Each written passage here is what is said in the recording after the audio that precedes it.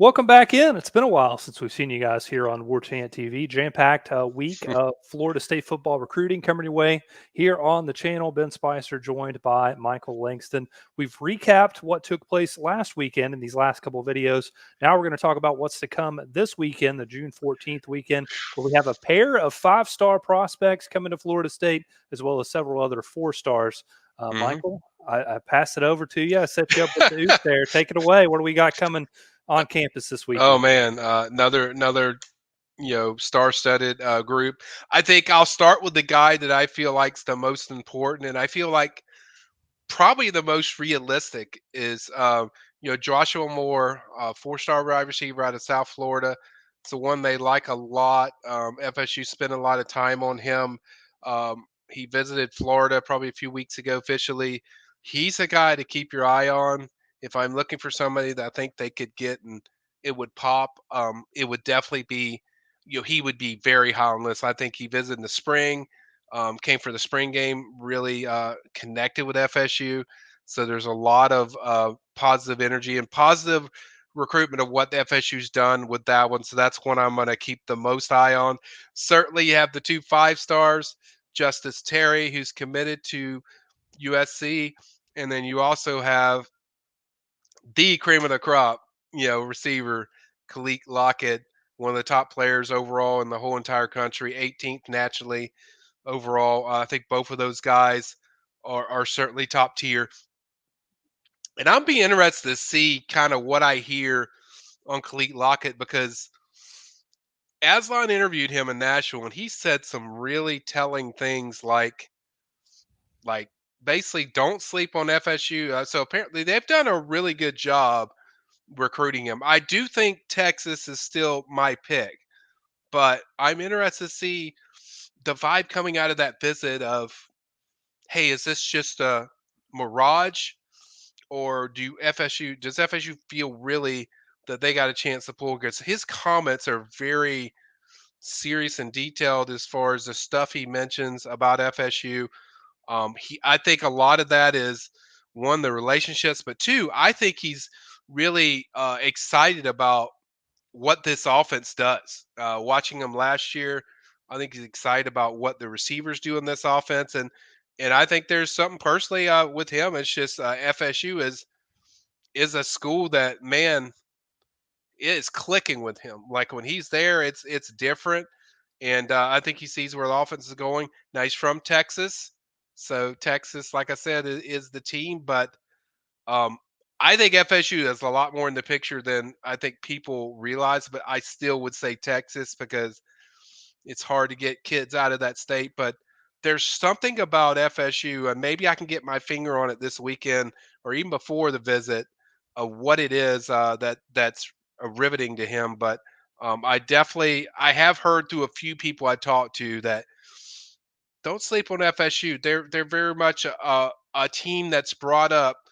very often in the small circles with Khalid Lockett. I'm not talking about people, from the FSU side. I'm talking about people that he trusts in his camp that he speaks very highly of FSU. And Justice Terry is a guy that's visited FSU many times. That's a guy that says, "Hey, I want to go through the process." I would say Georgia more of a flip candidate than FSU, but I think those three teams are the ones that he's focused on the most. But I want to see kind of what happens because early on, he's a kid from Manchester, Georgia. We know Atkins is really good there. I know it's not his position, but he recruits that area extremely strong. So that's a guy that I feel like they could make a move on in this weekend. So keep an eye on him of how that weekend develops. Another guy they like a lot, Jordan Young, a talented safety.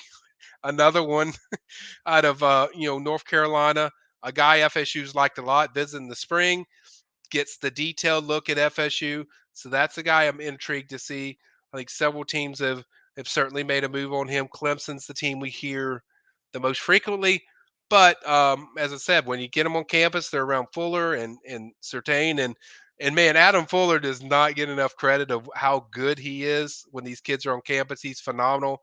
So I'm going to keep an eye on that one as well. And then probably more intriguing ones for me is Zay Rainey Sale. Now he was originally committed to FSU, and then or yeah, committed to FSU, then went back, committed to Washington, and then now he's back to undecided. I think most still feel like he likely ends up at Washington, but that's a guy that it's hard for me to see FSU landing unless he takes like another separate visit, maybe in season. And if that happens, then yeah, I think it goes up pretty steadily, as far as the chances. So those are a few guys. The newest guy that's on there, officially visiting, is Malik Clark, wide receiver out of Rock Hill, South Carolina. That's a guy they love.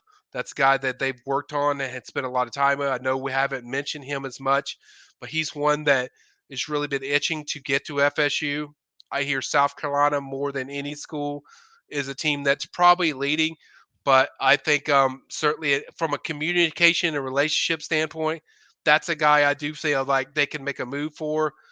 They don't have a wide receiver commit yet in this class that I know of. Maybe I'm missing one. Ben can go through the list later, but I think Malik is certainly one that you're going to have to see a lot because he hasn't. To my knowledge, he hasn't visited FSU, so that's one I'm kind of intrigued with. And then the last guy, at least for now, this is subject to change, guys, because these visits could. I mean, a lot of these official visits get finalized probably on Tuesday and Wednesday, so there could be more to this list. But Iverson Rocket Howard out of Maryland is a guy that I'm also keeping an eye on. Most feel like he's going to Maryland. They feel like he's going to stay home, but he's really interested in FSU. He's really, I think, what got him high about FSU was what FSU's done with the guys like Trey Benson, and those type of backs. The fact that they use so many backs. He's kind of an athlete that you can use everywhere on the field. So seeing guys like Lawrence Toafili, that is a really appealing thing to him. So I think he wants to see kind of how he meshes with the players at FSU and just the bond and culture, and then maybe just the fit in general. It sounds like FSU seems to be in a good spot with Byron Lewis, and now they're starting to get back up there, heavily involved with Usman Chroma. So you wonder, they're only going to take two, so it'd be interesting if they do blow things up, how much of a priority Iverson is. That's kind of what I would look for in this weekend. But that's kind of the general wrap of the official visit weekend. Now, to be transparent, I will say that we recorded this on Monday. It released later in the week. So definitely make sure you head over to the PRB to see if there's any updates in that visitors Yeah. list. But Michael, we saw FSU gain traction with several prospects last weekend. We'll see if they can do the same thing this weekend. I know Michael and Matt will be there with all the recruiting coverage, getting interviews, writing all the articles up. So make sure you stay tuned to warchant.com as well as Warchant TV for all the latest in FSU recruiting coverage.